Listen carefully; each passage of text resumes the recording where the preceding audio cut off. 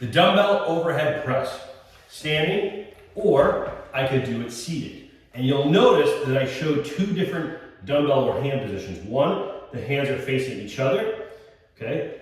Neutral grip, if you will. And one where the dumbbells are actually this way, wide out, up, arc, and together.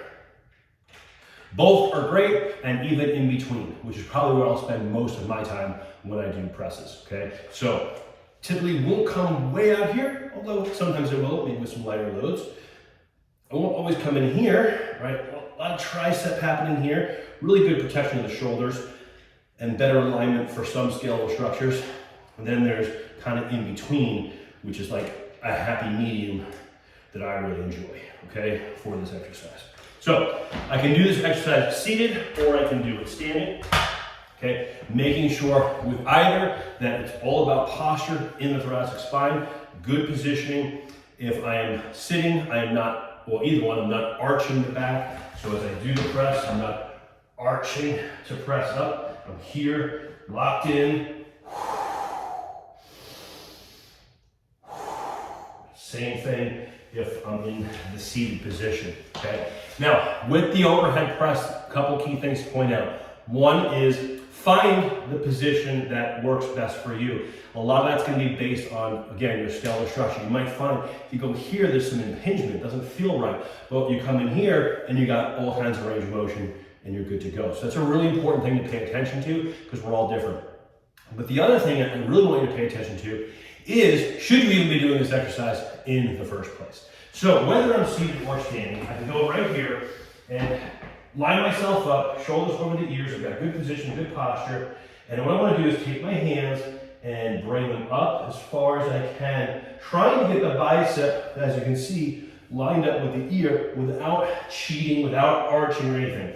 If you find yourself here, or you might even find yourself one's up, one's down a little bit, then the overhead press is not for you because you can't get to the position with no load, just maybe based on your skeletal structure, or you might have some pain impingement.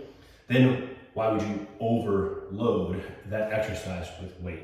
So just keep that in mind. If that is the case, always test yourself, okay? If that is the case, then use an alternative exercise that will provide for you. Very important when it comes to the overhead press because we see people who shouldn't be overhead pressing, and that's how you, over time, might create an injury. It's not something that is like acute, happens like, oh, one time. It's the buildup over time. So if this is you, you're not here, or you're both here, okay, really heed to my warning. Overhead presses, there's nothing wrong with you, the exercise is not right for you. And while you might not feel pain today, over time you're actually going to create more problems because you're pressing in the wrong position. Okay, so just keep that in mind.